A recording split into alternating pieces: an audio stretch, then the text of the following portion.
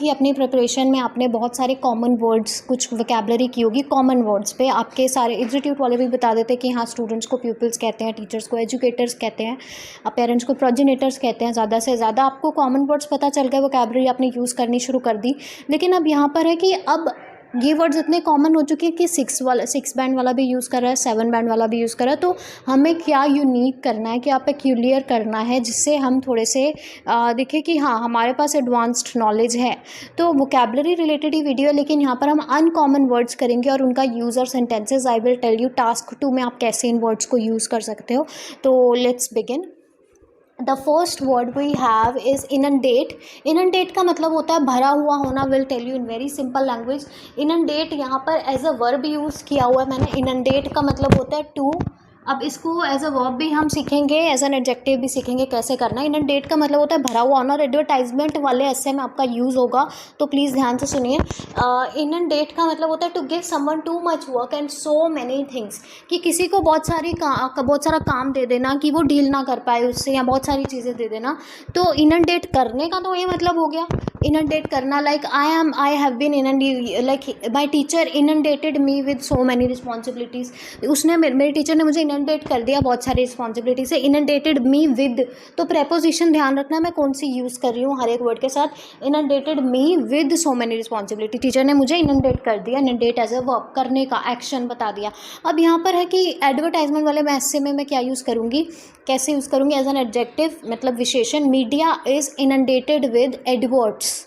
Media advert से भरा हुआ है। आप फर्स्ट लाइन लिखोगे, मीडिया एडवर्टाइजमेंट से भरा हुआ है। इनंडेटेड है, इनंडेटेड है मीन्स भरा हुआ, एक विशेषता बताई जा रही है, तो ये एज एन एडजेक्टिव हो गया।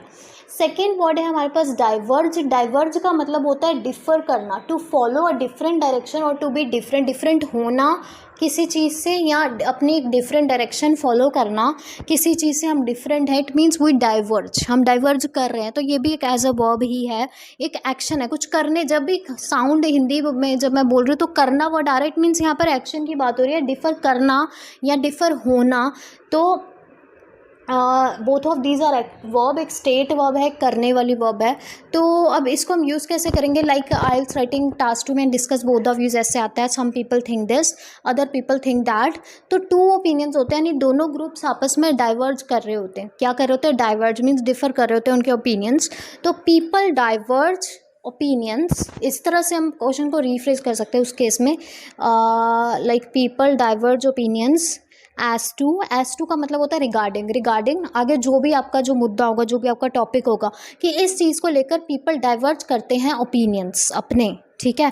People diverge opinions as to the punishment to be given to criminal, ये क्या पनिशमेंट दी जानी चाहिए। People diverge opinions as to मतलब हो गया regarding, as to punishments to be given to criminals where one section of society thinks this and the other section of society thinks that.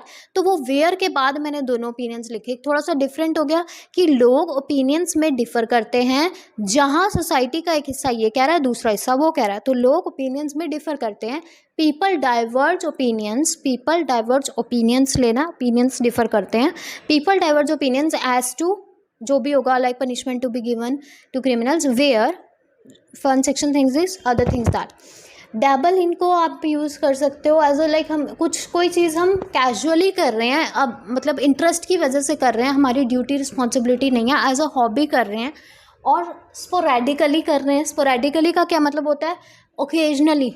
अब ये बहुत इंपॉर्टेंट वर्ड है, occasionally किसी चीज़ को करना। आप क्या कह सकते हो, स्पीकिंग राइटिंग दोनों में यूज़ कर सकते हो। स्पोरेडिकली किसी चीज़ को करना मीन्स ओकेजनली, कभी कभी करना, स्पोरेडिकली, ओके।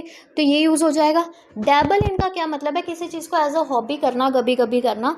तो like she dabbled into movie making for few years, कुछ साल उसने मूवी मेकिंग में डैबल किया, मीन्स हाँ कुछ ओकेजनली उसने मूवी मेकिंग की, कभी बनाई वीडियो, कभी नहीं बनाई, something like that. She dabbled into making short films, dabbled in या डैबल्ड इनटू। उसके बाद क्या आएगा, इनके बाद हमेशा वर्ब में आईएनजी लगता है। In, for, on, off, to, before, after, सारी प्रपोजिशंस के बाद जब भी वर्ब डायरेक्टली आ जाती है तो आईएनजी लगता है, टू को छोड़ के। टू एक एक्सेप्शन है, टू के बाद साथ हर बार नहीं लगेगा। तो यहाँ पर है dabbled into making movies, movie making, ING ज़रूर लगेगा।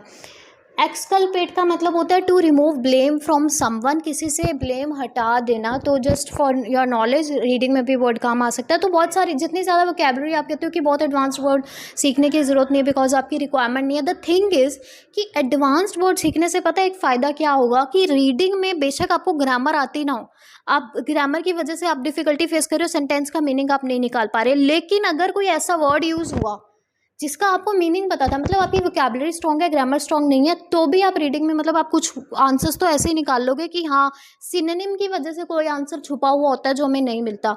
तो अब इस केस में आपकी जितनी ज़्यादा वोकैबुलरी होगी, एक रीडिंग का टिप है कि उतनी ज़्यादा आपको रीडिंग में हेल्प मिलेगी, चाहे आपको ग्रामर आती हो या ना आती हो। बहुत हद तक मैं कह रही हूँ वोकैबुलरी आपको आंसर देकर चली जाएगी। फॉर्मेट का मतलब होता है टू इंस्टिगेट और टू स्टिर अप। स्टिर का मतलब होता है मूव और स्टिर अप का मतलब मूव अप। तो किसी चीज़ को बढ़ाना, लेकिन गलत चीज़ को, समथिंग बैड, किसी गलत चीज़ को, वायलेंस को मानो बढ़ावा देना, तो this movie was banned as it had chances of fomenting या chances to foment political social violence और पॉलिटिकल अनरेस्ट। ये मूवी पॉलिटिकल अनरेस्ट क्रिएट कर सकती थी, सोशल अनरेस्ट, वायलेंस की जगह अनरेस्ट ले लो, अनरेस्ट क्रिएट कर सकती थी, तो फॉर्मेंट कर सकती थी। वहाँ पर मैंने क्या किया, इंक्रीज का सिनोनिम बनाया फॉर्मेंट को, लेकिन गलत चीज़ इंक्रीज हो रही थी इसलिए मैंने फॉर्मेंट लिख दिया। तो मतलब ये चीज़ें होती है, गलत चीज़ इंक्रीज हो रही है, इंक्रीज मत लिखो, फॉर्मेंट लिख दो। इंस्टिगेट का मतलब यहाँ पर क्या होता है, मैंने इंस्टिगेट लिखा है, इसके मीनिंग में मीन्स भड़काना। तो ऑब्वियसली हम दंगे भड़काने की बात करें, वॉयलेंस भड़काने की, राइट्स भड़काने की बात करें, तो इंस्टिगेट हम कह सकते हैं कि इट कैन इंस्टिगेट। तो इंस्टिगेट और फॉर्मेंट दोनों में से कुछ भी ले सकते हैं, किसी गलत चीज़ को बढ़ाने की बात हो रही है। तो मूवी बैंड हो गई क्योंकि ये पॉलिटिकल अनरेस्ट या सोशल वायलेंस फॉर्मेंट कर सकती थी। Admonished, to tell someone that they have done something wrong, किसी को बताना कि उन्होंने कुछ गलत किया है। तो it's kind of very simple meaning. तो लाइक इसको यूज़ कैसे करना है, इसकी प्रपोजिशन साथ में कौन सी राइट लगेगी वो देख लेते हैं। Like teacher admonished students for making lot of noise. Admonish students for के बाद अगेन मैंने कहा कि प्रपोजिशन के बाद जब भी वर्ब आती है आईएनजी, बहुत सारे स्टूडेंट्स को नहीं पता, मिस कर देते हैं। प्रपोजिशन के बाद फॉर है, फॉर प्रपोजिशन है, जैसे यहाँ पर इन था वैसे ही वर्ब प्लस आईएनजी उसके साथ लगेगा। एडमोनिश्ड फॉर, एडमोनिश्ड द स्टूडेंट्स, बीच में यहाँ स्टूडेंट्स आ रहे हैं कि किसको एडमोनिश किया जा रहा है वो, फिर फॉर मतलब के लिए, किसके लिए एडमोनिश किया, फॉर मेकिंग नॉइस, आईएनजी लग गया, मेकिंग नॉइस आ गया। Mother admonished her child for not eating the food और for spitting out the food, फेंकने के लिए जो है, स्पिट आउट करने के लिए मदर ने एडमोनिश किया उसके बच्चे को। एडमोनिश्ड द चाइल्ड फॉर के बाद spitting out the food. Mitigate का मतलब होता है कम करना, किस चीज़ को कम करना, किसी बुराई को कम हार्मफुल बनाना, कम बैड बनाना। अब जो चीज़ पहले से बैड है उसको कम बैड बनाना। अब सॉल्यूशंस में हम कितना अच्छे से इसको यूज़ कर सकते हैं आइल्स राइटिंग टास्क 2 में, कि this solution can mitigate the issue, mitigate the problem, improve the situation के साथ हम improve the situation, ameliorate the situation लिखेंगे, मिटिगेट द सिचुएशन नहीं लिखेंगे, क्योंकि प्रॉब्लम है बैड चीज़, सिचुएशन नहीं, प्रॉब्लम वर्ड एक बैड वर्ड है, तो उसके साथ हम कह सकते हैं मिटिगेट। ये प्रॉब्लम मिटिगेट की जा सकती है, ये इशू मिटिगेट किया जा सकता है, मिटिगेट किया जा सकता है इस सॉल्यूशन से। एंड ये एक वर्ब है तो मिटिगेटेड भी लगाया जा सकता है, जब आप पैसिव वॉइस यूज़ करो तो ऑब्वियसली मिटिगेटेड लोगे। डॉगमेटिक, अब आप कहना चाहते हो कोई चीज़ कोई पर्सन एटीट्यूड वाला बहुत, तो यू कैन से कि ही इज़ डॉगमेटिक, जब उसे लगता है कि वही सही है और कोई सही नहीं है, तो you can say that he और शी इज़ डॉगमेटिक। अवेयर का मतलब है to say something is certainly true, and इसका मतलब है कि किसी चीज़ से अग्री करना कि वो बहुत सही, बिल्कुल सही है। तो ओपिनियंस लाइक जब हम आइल्स राइटिंग टास्क में अग्री डिसअग्री ऐसे कर रहे हैं, तो we can say I agree की जगह I aver with the statement, I aver I avert the statement, to say that something is true, तो I avert the statement, बीच में कुछ नहीं लगेगा, I avert the statement. Dogmatic means when you are sure that you are right and everyone is wrong.